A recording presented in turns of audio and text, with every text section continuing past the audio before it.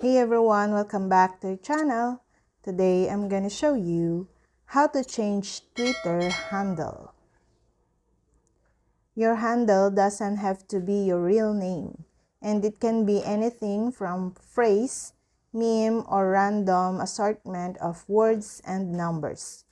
Though it cannot contain slurs and anything else that may violate Twitter's rules and policies.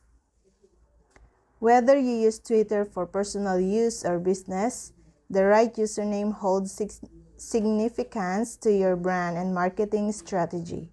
However, with a burgeoning Twitter user base, finding a suitable handle can be difficult.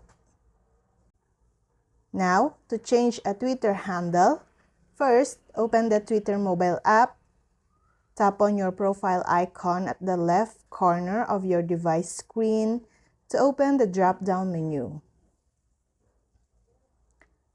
Go to Settings and tap on Settings and Privacy. Click on your account and then tap on Account Information. Select Username to replace your old handle. Type in a new handle.